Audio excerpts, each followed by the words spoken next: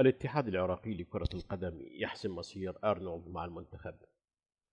أكد عضو الاتحاد العراقي لكرة القدم غالب الزامري يوم الثلاثاء أن الاتحاد متفق منذ البداية على تجديد عقد المدرب الأسترالي جراهام أرنولد.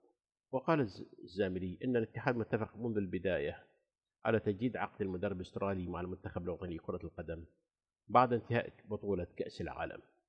ويذكر أن بعض منصات التواصل الاجتماعي تداولت خلال الساعات الماضية أنباء تحدثت عن توجه الاتحاد العراقي لكرة القدم إلى عدم تجديد عقد المدرب الأسترالي جراهام أرنولد بعد انتهاء ارتباطه الحالي مع المنتخب عقب نهاية كأس العالم.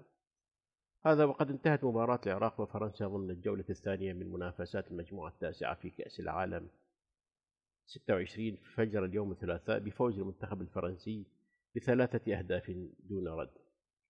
وبهذه النتيجة تلقى المنتخب العراقي خسارته الثانية في البطولة بعد سقوطه أمام النرويج 4-1 في الجولة الافتتاحية لتتقلص فرصة التأهل إلى الدور التالي قبل مواجهته المرتقبة أمام منتخب السنغال في الجولة الثالثة.